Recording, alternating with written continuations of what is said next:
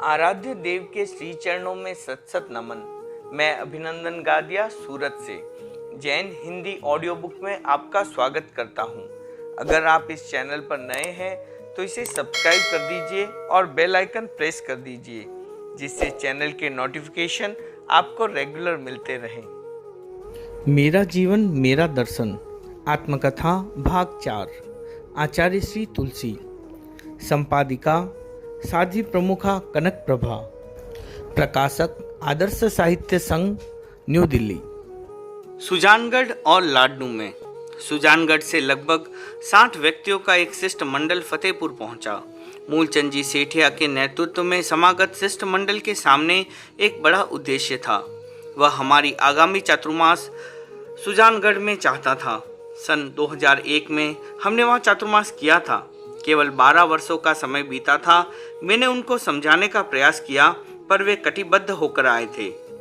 उन्हें आश्वस्त करने की दृष्टि से फतेहपुर से विहार कर सीधे सुजानगढ़ पहुंचने की घोषणा की।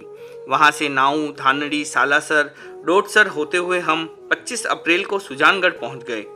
स्थानीय गांधी चौक में सार्वजनिक कार्यक्रम रखा गया था। प्राय सभी वर्गों के लोगों की उपस्थिति थी। एक व्यापक सभा में अनुरोध के व्यापक दृष्टिकोण को प्रस्तुति देने में प्रसन्नता का अनुभव हुआ। मूलचंद जी सेठिया फतेहपुर से आने के बाद अस्वस्थ हो गए। उनकी दर्शन करने की तीव्र भावना थी। उनका अनुरोध हमारे पास पहुंचा। हम उन्हें दर्शन देने उनके घर गए। उन्हें अतिरिक्त प्रसन्नता हुई। उन्होंने चातुर्मास की अपनी प्रार्थना दोहराई। हमारे सुजानगढ़ आगमन के उपलक्ष्य में खूबचंद जी सेठिया, कुंदनमल जी सेठिया और सोहनलाल जी लौढ़ा ने आजीवन ब्रह्मचर्य व्रत स्वीकार किया। खूबचंद जी समाज के पहले व्यक्ति थे जो व्यापार के लिए विदेश गए थे। इस बात को लेकर समाज में काफी उहापोह हुआ। तब तक विदेश यात्रा समाज में प्रतिबंधित सी थी। उस प्रतिबंध को तोड़ने वाले व्यक्तियों के प्रति समाज का दृष्टिकोण भी बदल जाता था। खूबचंद जी के संदर्भ में उल्लेखनीय बात यह है कि विदेश जाकर भी उन्होंने धार्मिक दृष्टि से किए गए सारे संकल्प निभाए। रात्रि भोजन, हरी सब्जी आदि के बारे में उनके जितने त्याग थे, उन्होंने उनको अच्छी तरह से पाला। उन्हें प्रतिमास 25 सामयिक करने का संकल्प था। इसमें भी कोई अवरोध नहीं आया। उनकी श्रद्धा बहुत पुष्ट थी। वे समाज के चिंतनशील और होशियार व्यक्ति थे। उस प्रवास काल में एक प्रवचन सेठिया मोहल्ले में हुआ। प्रवचन चल रहा था। उसके बीच में मूलचंद जी सेठिया खड़े हुए। उन्होंने कहा, मैं आज इस परिषद में आत्मालोचना करना चाहता हूँ। मुझे पता नहीं था कि वे क्या कहना चाहते हैं। वे विनम्रता के साथ बोले, पिछले वर्ष कुछ साधु संघ से अलग हुए थे। उस समय अस्वस्थता के कारण मैं दर्शन नहीं कर सका। मेरे पास कोई प्रामाणिक जानकारी नहीं थी, पर मैंने लोगों से अनेक प्रकार की बातें सुनी। मैं उनसे प्रभावित हो गया। मेरी आस्था कमजोर हो गई। उस समय मैंने कुछ गलतियां कर ली। अब मैं सबके सामने क्षमा याचना करना चाहता हूँ। मेरा निवेदन है कि अब मेरे बारे में आपके मन में कोई गलतफहमी न रहे। सुजानगढ़ में एक सप्ताह का प्रवास कर 2 मई को अक्षय तृतीया के दिन हम लाडनू पहुंचे। स्थानीय गढ़ में स्वागत समारोह का आयोजन था। स्वागत की औपचारिकता के बाद प्रथम तीर्थंकर भगवान ऋषभ के जीवन पर प्रकाश डाला। उस दिन बीकानेर और बिदासर के लोग चातुर्मास की प्रार्थना करने आए थे। सुजानगढ़ की प्रार्थना पहले से चल रही थी। लाडनू के श्रावकों ने भी अपनी भावना प्रस्तुत की। सब क्षेत्रों के लोगों को आश्वस्त कर उस वर्ष का चातुर्मास सुजानगढ़ घोषित कर दिया। सबको संतोष हो गया। चातुर्मास की घोषणा के बाद मूलचंद जी सेठिया के पुत्र सोहनलाल जी बोले, इस वर्ष आपने सुजानगढ़ को चातुर्मास देकर पिताजी पर बहुत उपकार किया है। आपने मेरी पत्नी को क्रोध न करने का संकल्प कराया। इससे मेरा घर स्वर्ग बन गया। उसके क्रोध से मुझे बड़ा दुख होता था। अब मेरा क्लेश दूर हो गया। आपके इस उपकार को मैं कभी नहीं भूलूंगा। अब मेरा पक्का संकल्प है कि सुजानगढ़ में एक जैन लाइब्रेरी बनाऊंगा। सोहनलाल जी की पत्नी ने कहा, गुरुदेव, रंगलाल जी संघ से अलग हुए उस समय मेरी श्रद्धा में कमी आ गई। इस बात को लेकर मेरे मन में बहुत ग्लानि हो रही है। आप कृपा कर मुझे उसका प्रायश्चित दीजिए। लाडनू स्थित वृद्ध साध्वियों के सेवा केंद्र में साध्वी मैना जी की तपस्या चल रही थी। तपस्या के 26 दिन पूरे हो गए। उन्हें दर्शन देने के लिए मैं साध्वियों के स्थान पर गया। उन्होंने अनशन की भावना व्यक्त की। मैंने उनको तिविहार अनशन का प्रत्याख्यान कराया, किंतु उन्हें संतोष नहीं हुआ। उन्होंने चौहियार अनशन के प्रत्याख्यान का आग्रह किया। वैशाख महीने की गर्मी में आज जीवन चौहियार त्याग कराने के लिए मन ने साक्षी नहीं दी। यद्यपि वे कुछ दिनों से पानी छोड़ चुकी थी, मैंने उन्हें समझाने का प्रयास किया, पर उनकी भावना का वेग अत्यधिक प्रबल था। उनके मन में पानी का किंचित भी आकर्षण नहीं था। अपने मन को समझाकर मैंने उनके मन की मुराद पूरी की। संलेखना और अनशन के 30वें दिन उन्होंने पार्थिव देह का त्याग कर दिया। उनके अनशन की संपूर्ति पर मैंने एक गीत का संगान किया, एक दोहा भी कहा। उड़ी स्वच्छ आकाश में मेना मन मजबूत, उड़ी स्वच्छ आकाश में मेना मन मजबूत, अमित आत्मबल को लख्यो तुलसी सबल सबूत, अमित आत्मबल को लख्यो तुलसी सबल सबूत। ग्रीष्मकाल के बड़े दिन आंधियों, लुओं और उमस के कारण काफी कष्टप्रद हो सकते हैं। मनुष्य काम में लगा रहे तो उसकी अनुभूति बदल जाती है। हमारे सामने इतने काम थे कि दिन बड़े लगते ही नहीं थे। थोड़ा सा अवकाश मिलते ही हम कोई नया उपक्रम शुरू कर देते। उन दिनों मध्याह्न में ओध नियुक्ति का सामूहिक वांचन प्रारंभ किया।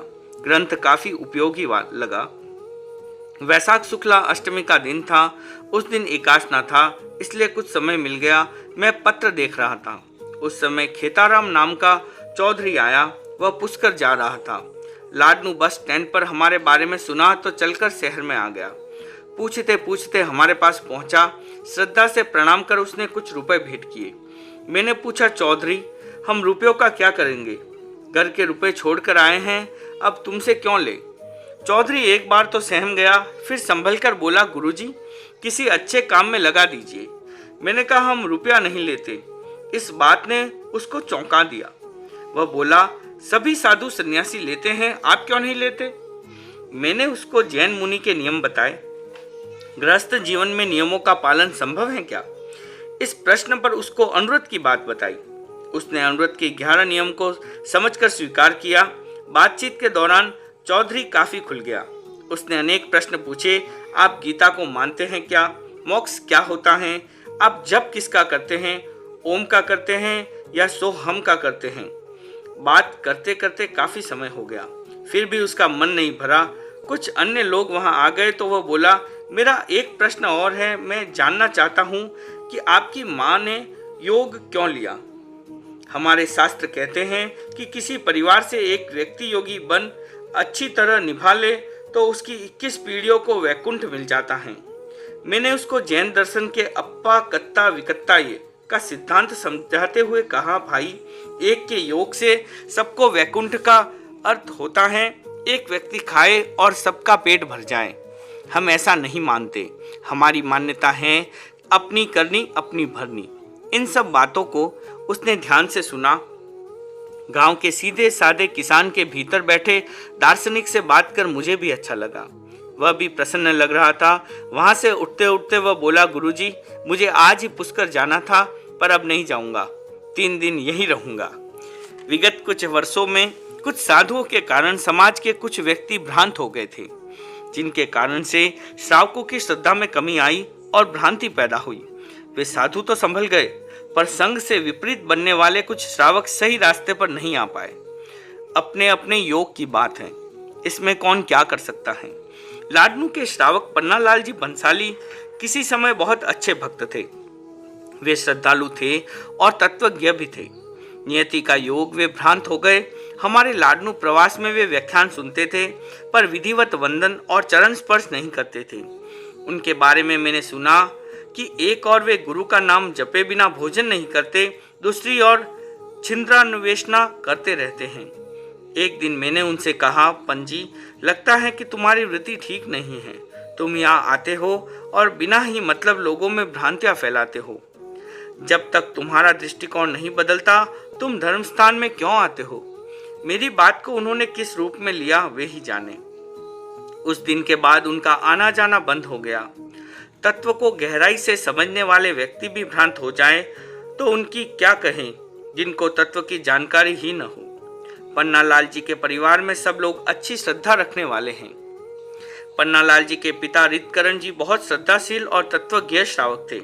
वे बोलते कम थे पर शासन भक्त थे। उनके पुत्रों में मालचंद जी आदि सभी भाई संघ के अनुकूल रहे। स्वयं पन्नालाल जी के पुत्र भी अनुकूल हैं। पन्नालाल जी के बारे में मेरा विश्वास था कि वे ठीक हो जाएंगे। मेरे प्रति उनकी श्रद्धा भी थी, पर नियति की बात, वे भाषा की शिष्टता को भी सुरक्षित नहीं रख पाए। पता लगा कि जीवन के अंतिम दिनों में उनके विचारों में कुछ बदलाव आ गया। वास्तव में ही बदलाव आया हो तो बहुत अच्छा हुआ। उनकी ओर से मुझे इस आशय का कोई संवाद नहीं मिला। उस वर्ष मेरे सिर में कुछ सफेद सफेद धब्बे हो गए। एक भाई ने बताया कि उन धब्बों को मिटाने का सीधा सा उपाय है नींबू के रस की मालिश। नींबू का निकला हुआ रस सहज उपलब्ध हो जाता था। कुछ दिन उसका प्रयोग किया, सारे धब्बे साफ हो गए। कभी कभी छोटी सी दवा भी बड़ा काम कर देती है। वैशाख शुक्ला चतुर्दशी को बहुत तेज जुकाम हो गया। वह उस वर्ष का तीव्रतम जुकाम था। कहने को तो जुकाम ही था, पर परेशानी बहुत अधिक थी। उस समय एलोपैथिक दवा का विशेष प्रयोग नहीं होता था। वैद्यों की औषधि भी कम ही ली जाती थी। समाज के किसी अनुभवी व्यक्ति के परामर्श से साधारण प्रयोग कर लेता था। लाडनू के धनराज जी वैद्य बिना पढ़े लिखे वैज्ञानिक थे। वे गणित और ज्योतिष के विशेषज्ञ थे। कुछ न कुछ प्रयोग करते रहते थे। उन्होंने अपने प्रयोगों के आधार पर छोटे बड़े कुछ आविष्कार भी किए। हम जब भी लाडनू आते, वे कोई न कोई चीज दिखाते थे। धनराज जी शासन भक्त थे और अनुभवी भी। वे बोले, मैं दवा देता हूँ, आपकी मर्जी हो तो कृपा करें। उन्होंने तुलसी के पत्तों से अर्क तैयार किया था। यह भी उनके स्वयं के दिमाग की उपज थी। मेरे मन में उनके प्रति विश्वास था। उन्होंने दवा दी। साधारण दवा का चमत्कारिक प्रभाव हुआ। अनुव्रत आंदोलन के प्रवर्तन और उस मिशन को लेकर हुई यात्राओं ने हमें एक सीमित दायरे से बाहर झांकने का अवसर दिया। जयपुर, जोधपुर, दिल्ली, बंबई, इंदौर, उज्जैन आदि बड़े शहरों में अनुव्रत के प्रभावी कार्यक्रम हुए। बौद्धिक लोग संपर्क में आए। राजनेताओं से परिचय हुआ। शिक्षा के क्षेत्र में अनुव्रत का प्रवेश हुआ। यह काम मेरी दृष्टि में सर्वाधिक महत्वपूर्ण था। मैं चाहता था कि देहातों, गांवों, कस्बों, नगरों और महानगरों के सभी शिक्षा संस्थानों में अनुव्रत की गूंज हो। इसके लिए साधु साध्वियों और अनुव्रती कार्यकर्ताओं को विशेष निर्देश दिए गए। चिंतन की एक खिड़की यह खुली कि यात्रा में हमारे प्रवास स्थल के सभी विद्यालयों में यथासंभव अनुव्रत की चर्चा हो। उन दिनों हम लाडनू थे, इसलिए सबसे पहले वहां के शिक्षकों को सक्रिय किया। स्थानीय युवा कार्यकर्ताओं में भी नया जोश था। इस दृष्टि से हमारा पहला कार्यक्रम राजकीय बहुउद्देशीय उच्च माध्यमिक विद्यालय में हुआ। वहां अनुव्रत की चर्चा इतनी प्रभावी रही थी कि प्राय सभी प्राध्यापकों और विद्यार्थियों ने प्रवेशक अनुव्रति के नियम ले लिए। अध्यापकों में अनुव्रत के प्रति विशेष रुचि परिलक्षित हुई। उन्होंने अनुव्रत को घर घर पहुंचाने में अपना सहयोग देने का संकल्प व्यक्त किया। उसी दिन मध्याह्न में बड़े स्तर पर शिक्षक सम्मेलन का आयोजन था। शहर के प्राय सभी शिक्षण केंद्रों के शिक्षक उसमें उपस्थित थे। विद्यार्थियों के निर्माण में अनुव्रत की भूमिका पर व्यापक चर्चा हुई। प्रश्नोत्तर का क्रम भी चला। 12 मई को मध्याह्न में छात्र सम्मेलन रखा गया। हजारों बच्चों के बीच में बैठना ही सुखद प्रतीत हुआ। कुछ विद्यार्थियों ने अनुव्रत के बारे में अपने विचार रखे तो मुझे प्रसन्नता हुई। प्रवचन के बाद उन्होंने विद्यार्थी के वर्गीय अनुव्रत स्वीकार किए। रात्रि में कार्यकर्ता संगोष्ठी चली। शहर के युवा कार्यकर्ताओं का उत्साह उल्लेखनीय था। 17 मई को प्रातःकालीन प्रवचन के समय हरिजन सम्मेलन था। बड़ी संख्या में हरिजन भाई बहनों की उपस्थिति थी। खान पान शुद्धि और व्यसन मुक्ति की प्रेरणा पाकर 70 हरिजन प्रवेशक अनुव्रती बने। हरिजन कार्यकर्ताओं ने शहर के सभी हरिजनों को अनुव्रत के साथ जोड़ने का प्रयास करने की भावना व्यक्त की। 18 मई को मध्याह्न में दूसरी बार विद्यार्थी सम्मेलन हुआ। उस दिन रात्रिकालीन कार्यक्रम राहु दरवाजे के निकटवर्ती जैन भवन में था। उस कार्यक्रम में दिगंबर जैन अच्छी संख्या में उपस्थित थे। प्रवचन में सांप्रदायिक सद्भावना की पंचसूत्री योजना की विस्तार से चर्चा की। उसे लोगों ने पसंद किया। 19 मई को प्रातः अवधान प्रयोग का कार्यक्रम रहा। 20 मई को मध्याह्न में स्थानीय प्रजापतों की गोष्ठी हुई। अनुव्रत की बात समझकर कुछ भाई अनुव्रती बने। 23 मई को प्रातः कवि सम्मेलन का आयोजन था। 26 मई को स्थानीय महिला शिक्षा केंद्र में प्रवचन हुआ। 27 मई को हमारा रात्रिकालीन प्रवास बहुउद्देश्य उच्च माध्यमिक विद्यालय में हुआ। अनुव्रत के संबंध में विविध कोणों से चर्चा हुई। हमारे लाडनू प्रवास का समय पूरा हो रहा था। इसलिए वहां हुए अनुव्रत कार्य का समग्रता से आंकलन किया गया। अनुव्रती बनने वाले भाई बहनों ने सामूहिक रूप से संकल्प दोहराए।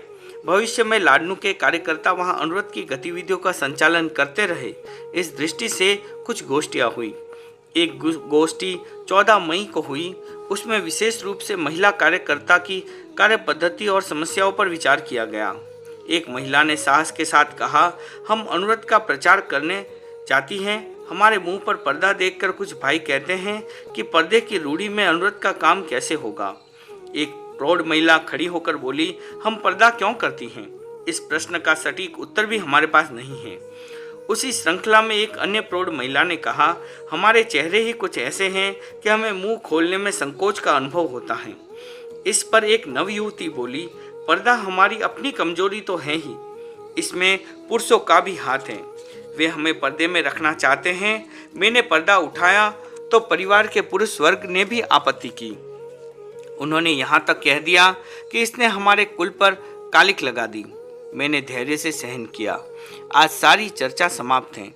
मैंने पर्दा उठाने के बाद निर्भीकता का अनुभव किया और संयम मूलक अनुव्रत स्वीकार करने के बाद मुझे अपना जीवन सुखमय लगता है। महिलाओं का अनंत संवाद और लंबा चल सकता था, पर समय की सीमा को देखते हुए उसे रोकना पड़ा। मैंने अपने वक्तव्य में कहा, किसी समय पर्दे की उपयोगिता रही होगी। वर्तमान युग उसके अनुकूल नहीं है।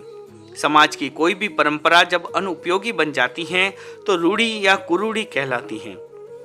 कुरूढ़ी सामाजिक हितों में बाधक हैं। यह बात समझ में आने के बाद ही हमने इस दिशा में प्रयत्न शुरू किया है। महिलाएं अपने मौलिक गुणों को सुरक्षित रखें और समाज को रूढ़ी मुक्त बनाने के लिए पहल करें, यह अपेक्षित है। इस काम में अनुव्रत से पूरा बल मिल सकता है। उन्हीं दिनों श्रीचंद जी रामपुरिया के साथ आगम संपादन के संदर्भ में खुलकर चर्चा हुई। उन्होंने कहा, जब तक आगमों के मूल पाठ का संपादन नहीं होगा, अन्य कार्यों में गति नहीं आ पाएगी। मूल ही ठीक नहीं होगा तो अन्य कार्यों के लिए आधार क्या बनेगा। उस दिन हमने निश्चय कर लिया कि पाठ संशोधन के कार्य को प्राथमिकता दी जाए। आगम कार्य में श्रीचंद जी के चिंतन और अनुभवों का हमने भरपूर उपयोग किया है। 28 मई को हमने लाडनू के लोगों से विदाई ली, उन्हें विशेष संदेश दिया और वहां से प्रस्थान कर शहर से बाहर जेबी हाई स्कूल में आ गए।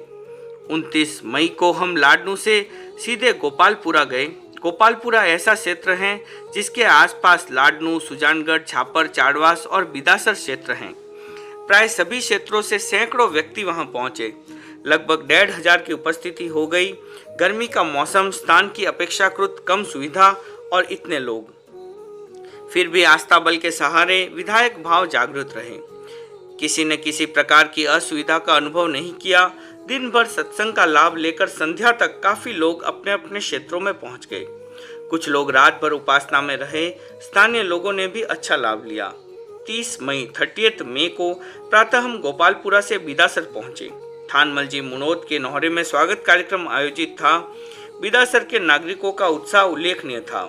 भयंकर गर्मी में भी चारों समय कार्यक्रम चले। अलग अलग वर्गों की संगोष्ठियां हुई, कुछ बड़े सम्मेलन हुए। प्रवचन का आकर्षण सभी लोगों में था। तत्व ज्ञान गोष्ठियां भी चलती थी। 11 जून को मध्याह्न में बीकानेर संभाग के कमिश्नर श्री कुंजरू ने चूरू जिले के अधिकारियों के साथ दर्शन किए। उनमें जिलाधीश श्री राय सिंह, रतनगढ़ के SDM, सुजानगढ़ के तहसीलदार, बीकानेर के ट्रांसपोर्ट इंस्पेक्टर आदि अनेक व्यक्ति थे। राज्य के विकास की संभावनाओं के संदर्भ में अनुव्रत की चर्चा चली। बिदासर का प्रवास आनंद संपन्न कर हम जून के अंतिम सप्ताह में चाड़वास पहुंचे। चाड़वास में 4 दिन रहकर हम 2 जुलाई को छापर गए।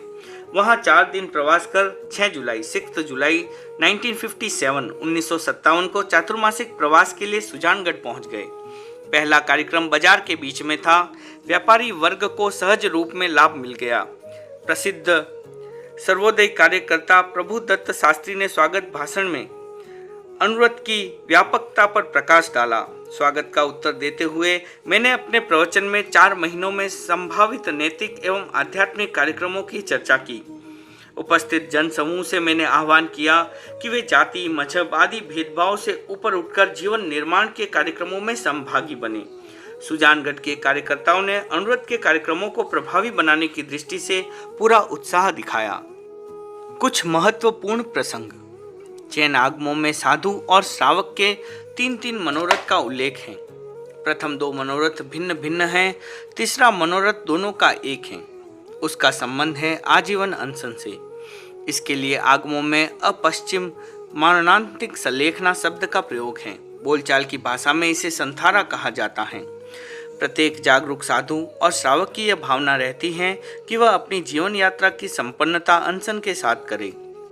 इस भावना से हजारों साधु साध्वियों और श्रावक श्राविकाओं ने जीवन का उपसंहार अनशन के साथ किया। साध्वी हीरा जी का प्रवास मोमासर में था। वृद्धावस्था के कारण 2 वर्षों से उनका वहां स्थिर वास था। वे साध्वी प्रमुखा जेठा जी के सानिध्य में कई वर्षों तक रही। विनीत, समर्पित और कलाप्रिय साध्वी के रूप में उनकी अच्छी प्रतिष्ठा थी। अग्रगण्य बनने के बाद उन्होंने अपनी कला का संघ के लिए पूरा उपयोग किया। उनके सिंघाड़े की भेंट बहुत आती थी। चातुर्मास के बाद वे गुरु दर्शन करती। उस समय साधु साध्वियां उनकी भेंट देखने के लिए उत्सुक रहती थी। उन्होंने 24 अनशन किया। अनशन की समाप्ति पर मैंने एक सोरठा कहा जो इस प्रकार है। हीरा हिरकणी सतिया माहिम सुहामणि, हीरा हिरकणी सतिया माहिम सुहामणि, सरल भद्र सुगणी तुलसी भवसागर तरियो, सरल भद्र सुगणी तुलसी भवसागर तरियो। सन 1956 में लोकसभा के सदस्य श्री राधा रमन जी ने साधु सन्यासियों की रजिस्ट्री व लाइसेंस बिल नाम से एक बिल लोकसभा के अधिवेशन में प्रस्तुत किया। समय की कमी के कारण अधिवेशन में उस पर विचार नहीं हो पाया। उसी बिल को कुछ परिवर्तित रूप में सन 1957 में फिर प्रस्तुत किया गया। उसमें से लाइसेंस शब्द को हटा दिया गया था, किंतु साधु बनने वालों का रजिस्ट्रेशन कराने के उद्देश्य से वह प्रस्तावित था। उस पर खुली बहस चली। काफी सांसदों ने उसका विरोध किया। तेरापंथ संघ के साधु भी उस समय दिल्ली में थे। उन्होंने स्थिति को स्पष्ट करते हुए अनेक लोगों को समझाया। व्यापक विरोध के कारण वह बिल पारित होने की स्थिति में नहीं रहा, उसे उठा लिया गया। सुजानगढ़ चातुर्मास में हनुमतमल जी कलकत्ता से आए। उन्होंने आदर्श साहित्य संघ के कार्यों को ध्यान में रखकर एक विशेष ट्रस्ट बनाया। उनका लक्ष्य था कि अनुव्रत के कार्य में किसी प्रकार का अवरोध न आने पाए। हनुमतमल जी सुराना आदर्श साहित्य संघ और अनुव्रत की दृष्टि से चिंतन करने वाले व्यक्तियों में प्रमुख थे। जयचंद लाल जी दफ्तरी, सुगनचंद जी आंचलिया और सुबकरण दसानी आदि उनके साथ काम करने वाले सक्रिय कार्यकर्ता थे।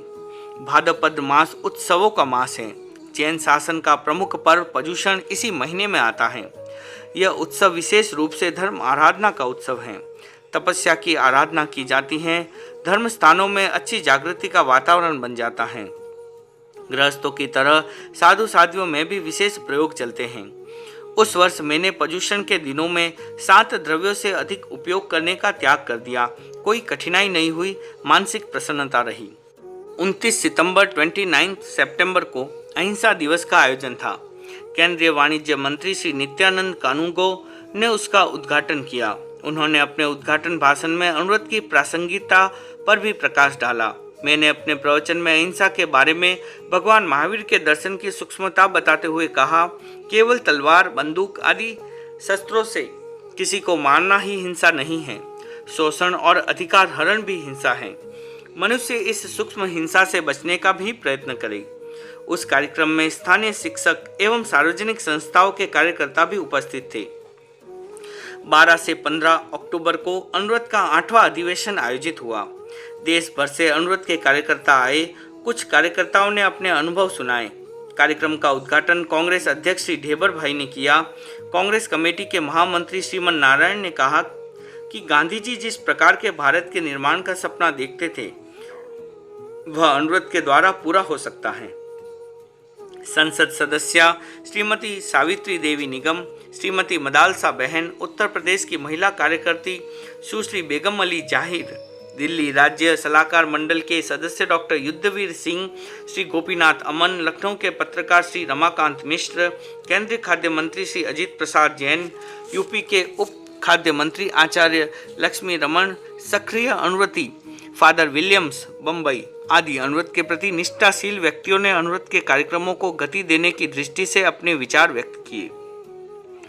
15 अक्टूबर को सामूहिक रूप से अनुव्रत के संकल्पों का पुनरुच्चारण किया गया। संयम, त्याग और नैतिकता के उस वातावरण ने हजारों दर्शकों और श्रोताओं को प्रभावित किया। अधिवेशन के अवसर पर देश के विशिष्ट व्यक्तियों ने अपने शुभकामना संदेश भेजे। उसमें राष्ट्रपति डॉक्टर राजेंद्र प्रसाद, उपराष्ट्रपति डॉक्टर राधाकृष्णन, गृह मंत्री श्री गोविंद वल्लभ पंत, लोकसभा के अध्यक्ष श्री अनंत शयनम आयंगर, रेल मंत्री श्री जगजीवन राम, उत्तर प्रदेश के राज्यपाल श्री गिरी आदि के नाम उल्लेखनीय हैं। केंद्रीय अनुव्रत समिति के अध्यक्ष श्री पारस भाई जैन और मंत्री श्री जयचंद लाल जी दफ्तरी आदि कार्यकर्ताओं ने अधिवेशन को सफल बनाने में पूरा श्रम किया। सेवाभावी साध्वी संतोकाजी चुरू ने संवत 1981 में पूज्य कालूगणी के कर कमलों से दीक्षा स्वीकार की। एक सेवाभावी और स्वाध्यायशील साध्वी के रूप में उनकी प्रतिष्ठा थी। सेवा की भावना इतनी प्रबल कि वे कठिन से कठिन सेवा कार्य में तत्पर रहती थी। मेरे मन में उनकी छवि साधु साध्वियों की माँ के रूप में थी।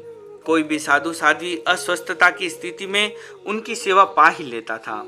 रोगी ग्लान की सेवा के अतिरिक्त संघ के कार्यों में उनका अच्छा उत्साह था। वे जितनी सेवा भावी थी उतनी ही स्पष्टवादिनी थी। किसी की गलती देखकर वे आंख नहीं मूंदती थी। कड़ी से कड़ी बात वे इस रूप में कहती कि उनका कथन किसी को अप्रिय नहीं लगता था। अध्ययन करने वाली साध्वियों का कामकाज वे स्वयं कर उन्हें पढ़ाई के लिए समय देकर प्रसन्नता का अनुभव करती थी। सेवा के साथ तपस्या में भी उन्हें रस था। 33 वर्ष की दीक्षा पर्याय में उन्होंने 11 वर्ष 9 महीने और 7 दिन की तपस्या की। जीवन के आखिरी समय में उन्हें जलोदर की बीमारी हो गई। उपचार के बाद भी स्वास्थ्य लाभ नहीं हुआ। शरीर काफी कमजोर हो गया। उस समय उन्होंने आध्यात्मिक चिकित्सा के रूप में तपस्या शुरू कर दी।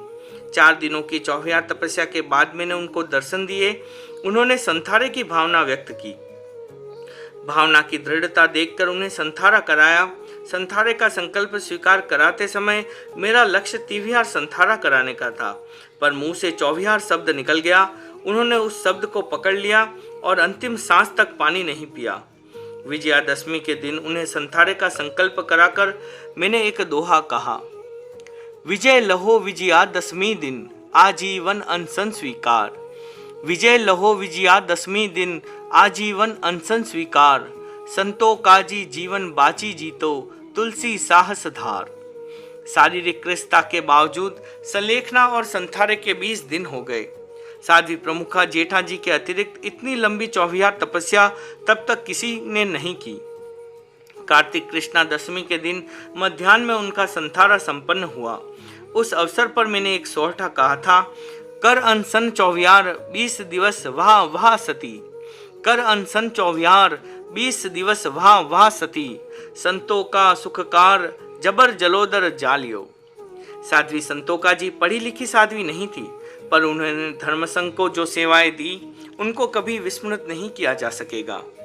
प्रथम स्नातक साधु 17 अक्टूबर 17 अक्टूबर को दीक्षा समारोह था। जैन परंपरा में दीक्षा वह संस्कार है जो जीवन शैली को पूरी तरह से बदल देता है। सभी संप्रदायों में दीक्षा का महत्व है। तेरापंथ की दीक्षा का अपना मूल्य है। आज्ञा, अनुशासन, मर्यादा आदि की दृष्टि से दीक्षार्थी की बड़ी कसौटी होती है। दीक्षा देने का अधिकार एकमात्र आचार्य को है। आचार्य भी व्यक्ति की योग्यता से आश्वस्त होकर ही उसे दीक्षित करते हैं।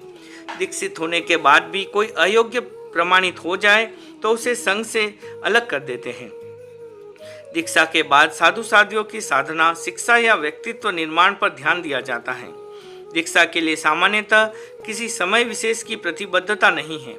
फिर भी चतुर्मास काल में प्राय दीक्षा का एक कार्यक्रम हो ही जाता है। सुजानगढ़ में आयोजित दीक्षा समारोह में एक भाई और 4 बहनों को दीक्षा की आज्ञा प्राप्त हुई। उल्लेखनीय बात यह है कि तेरापंथ धर्म संघ में पहली बार एक BSc परीक्षा उत्तीर्ण युवक साधु बनने के लिए उद्यत हुआ।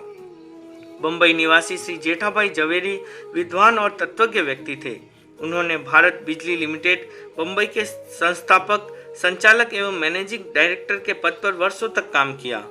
उनकी पत्नी सूरज बहन ने श्रद्धाशील और संस्कारी श्राविका के रूप में अपनी पहचान बना ली। उनके सभी पुत्र पुत्रियों में अच्छे धार्मिक संस्कार थे। पूरा परिवार शिक्षित होने के साथ साथ धर्म अनुराग से अनुरंजित हैं। सन 1955 में हमारा चातुर्मास बंबई था। उन दिनों जेठाभाई का युवा पुत्र महेंद्र कुमार संसार से विरक्त हो गया। उसने दीक्षा लेने की भावना प्रकट की। जेठाभाई उसे स्नातक बनाना चाहते थे।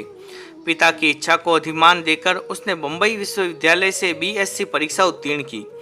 अपनी भावना को बल देने के लिए उसने साधना और धार्मिक शिक्षण का क्रम बनाए रखा। 3 वर्षों तक साधना के बाद उसे दीक्षा की आज्ञा प्राप्त हुई। बंबई के ग्रेजुएट युवक की दीक्षा देखने के लिए जनता में विशेष आकर्षण था।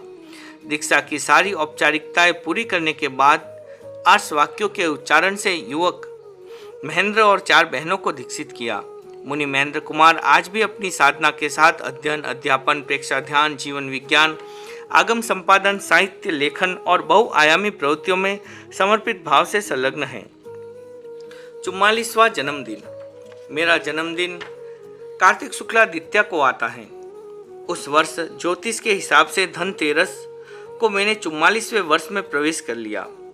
वर्ष प्रवेश के उस दिन को मैंने अपने ढंग से मनाया। गांव से बाहर धनराज जी कुंडलिया के नौहरे में ध्यान किया। आगामी वर्ष के लिए कुछ चिंतन किया।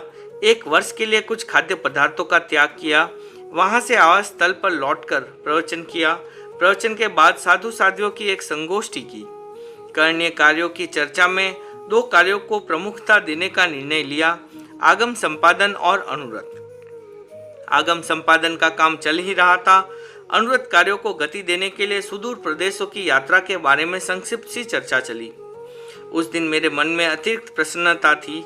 मैंने प्राय सभी साधु साधियों को हाथ से ग्रास दिया। मात्र श्री वदना जी को लिखित रूप में आध्यात्मिक संबल दिया। पूरा दिन निर्विघ्नता से व्यतीत हुआ। उस दिन की प्रसन्नता शुभ भविष्य का संकेत दे रही थी। लाडनू के नागरिकों का आग्रह रहा कि जन्मदिन का कार्यक्रम वहां रखा जाए। उनका आग्रह स्वीकार कर हम 24 अक्टूबर को प्रातः सुजानगढ़ से विहार कर लाडनू गए। ओसवाल पंचायती नौहरे में कार्यक्रम था। लाडनू के हजारों नागरिक वर्ग भेद के बिना उपस्थित थे। आसपास के क्षेत्रों से भी हजारों लोग आए थे। उस दिन मैंने अपने बचपन के कुछ रोचक संस्मरण सुनाए। उपस्थित जन समूह को नैतिक जीवन जीने की प्रेरणा दी। आगंतुकों और स्थानीय लोगों में से कई व्यक्तियों ने अपने विचार रखे। उस दिन मध्याह्न में बेंगानियों के नौहरे में अनुव्रत विचार गोष्ठी का आयोजन था। अनुव्रत के बारे में अच्छी चर्चा चली। उसमें अनर्थ, हिंसा और मांसाहार छोड़ने पर विशेष बल दिया गया। हजारों लोगों की सभा में उस समय आश्चर्य छा गया जब स्थानीय मुसलमान बंधुओं में से 2 भाई खड़े हुए। उनके नाम थे इस्माइल खां और गुलाब मोहम्मद। उन्होंने पशुवध के लिए काम में लिए जाने वाले शस्त्र, छुरे, गंडासे आदि एक और रखते हुए जीवन भर पशुवध न करने का संकल्प स्वीकार किया। उनके इस विवेकपूर्ण साहसिक संकल्प का पूरी सभा ने अनुमोदन किया। चातुर्मास होने के कारण रात्रि में हमारा लाडनू रहना संभव नहीं था। कार्यक्रम की संपन्नता के साथ ही हम वहां से प्रस्थान कर सुजानगढ़ पहुंच गए। स्थिरवास शताब्दी। 8 नवंबर 1957 को सुजानगढ़ से विहार कर सिंगी मंदिर में प्रदेशी राजा का व्याख्यान किया। रात्रि में झूमरमल जी चौरड़िया की हवेली में रहे। 9 नवंबर को हम जसवंतगढ़ रहे। वहां राजस्थान के मुख्यमंत्री श्री मोहनलाल जी सुखाड़िया और चौधरी कुंभाराम आर्य ने दर्शन किए। 10 नवंबर को हम लाडनू पहुंचे व 12 नवंबर को स्थिरवास सेवा स्मृति समारोह का आयोजन था। उसका उद्घाटन राजस्थान के पूर्व मुख्यमंत्री श्री जयनारायण व्यास ने किया। तेरापन के चतुर्थ आचार्य श्रीमद जयाचार्य ने विक्रम संवत 1914 में लाडनू में वृद्ध एवं रुग्ण साधियों का सेवा केंद्र स्थापित किया। जिस युग में माता पिता की सेवा भी कठिन होती जा रही हो, उस युग में तेरापन धर्म संघ में सेवा की जो सुंदर व्यवस्था है वह एक उदाहरण है। व्यवस्था के साथ सेवा में जो हार्दिक भाव जुड़ा हुआ है वह उसकी मूल्यवत्ता को उजागर करता है। सेवा केंद्र की स्थापना के 100 वर्षों की संपूर्ति के अवसर तक उस शताब्दी की सेवा के इतिहास और विशेष प्रसंगों का व्यवस्थित संकलन हो पाता तो संघ के लिए एक विशिष्ट उपलब्धि होती। किंतु सुचिंतित योजना के अभाव में केवल एक कार्यक्रम ही आयोजित हो सका। द्विदिवसीय कार्यक्रम में अनेक साधु साधियों ने सेवा के बारे में महत्वपूर्ण विचार प्रस्तुत किए। सुजानगढ़ चातुर्मास में यात्रा की चर्चा चली, उसमें उत्तर प्रदेश की यात्रा को लेकर एक वातावरण बना। उत्तर प्रदेश ऐसा प्रदेश है जहाँ तेरापंथी परिवारों की संख्या बहुत कम है। साधु साध्वियों का भी उस क्षेत्र में विहार प्राय नहीं होता। ऐसे प्रदेश में आचार्य की यात्रा एक बार तो सबको अजूबा सा लगा, फिर भी बात गले उतर गई। उस विषय में समाचार पत्रों में भी कुछ संवाद प्रकाशित होने लगे। यात्रा की चर्चा ने आगामी मर्यादा महोत्सव को अनिश्चय के घेरे में ला दिया। शीतकाल में यात्रा की दृष्टि से कुछ सुविधाएं भी रहती हैं, किंतु सुदूर प्रदेश की लंबी यात्रा से पहले धर्म संघ को उस संबंध में जानकारी देना आवश्यक था। इस दृष्टि से विक्रम संवत 2014 का मर्यादा महोत्सव लाडनू घोषित कर दिया। थली का दौरा। महोत्सव से पूर्व 2 महीने का समय हाथ में था। श्री डूंगरगढ़ के श्रावक बिंजराज जी पुगलिया उन दिनों अस्वस्थ थे। उनकी तीव्र भावना थी कि मैं उन्हें दर्शन दूं। मिक्सर मास के अंतिम सप्ताह में हमने सुजानगढ़ से श्री डूंगरगढ़ के लिए प्रस्थान किया। बीच में चाड़वास और बिदासर का स्पर्श किया। 25 नवंबर को श्री डूंगरगढ़ से बाहर बंसाली जी की धर्मशाला में रहकर 26 नवंबर को हमने शहर में प्रवेश किया। भदानी जी के नौहरे में कार्यक्रम हुआ। लोगों में बहुत उत्साह था। बिंजराज जी को दर्शन दिए। उन्होंने कृतार्थता का अनुभव किया। वहां सरदार शहर से 75 व्यक्तियों का शिष्टमंडल पहुंचा। उसने मंत्री मुनि को दर्शन देने का अनुरोध किया। मंत्री मुनि के लिए मैंने सरदार शहर जाना स्वीकार किया।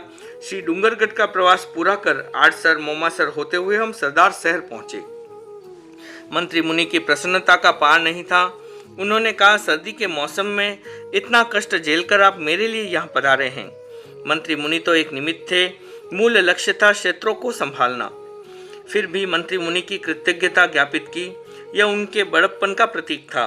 सरदार शहर में 13 दिनों का प्रवास कर वहां से चले रतनगढ़, राजलदेसर, पड़िहारा, छापर और सुजानगढ़ होते हुए 15 जनवरी को मर्यादा महोत्सव के लिए लाडनू पहुंच गए। शीतकाल में इतना लंबा दौरा करने का वह प्रथम अवसर था। लाडनू मर्यादा महोत्सव में 500 से ऊपर साधु साध्वियों की उपस्थिति थी। एक दिन में साधु साध्वियों के 62 चातुर्मास घोषित हुए। तेरापंथी शताब्दी समारोह का एक विशेष कार्यक्रम मेवाड़ में करने की घोषणा की। लाडनू से आगे विहार की दिशा जयपुर की ओर निर्धारित की। आगामी यात्रा को लेकर चतुर्वेदी धर्म संघ में उत्साह की अपूर्व लहर थी। मंत्री मुनि मगनलाल जी ने मुनि सुखलाल जी को विशेष रूप से लाडनू भेजा था। उन दिनों वे भोजन तो लेते थे पर पानी नहीं पीते थे। इस प्रकार उन्होंने 108 दिनों तक पानी न लेकर एक कीर्तिमान स्थापित किया। 7 फरवरी को उत्तर प्रदेश के खाद्य एवं न्याय मंत्री श्री लक्ष्मी रमन ने दर्शन कर उत्तर प्रदेश की प्रार्थना की। उनकी प्रार्थना के उत्तर में मैंने कहा, अभी हम यहाँ से जयपुर जा रहे हैं, आगे का कार्यक्रम वहाँ पहुँचने पर ही निर्णित होगा। लाडनू मर्यादा महोत्सव की दृष्टि से हमारा प्रवास बहुत सफल रहा। ओम अरहम।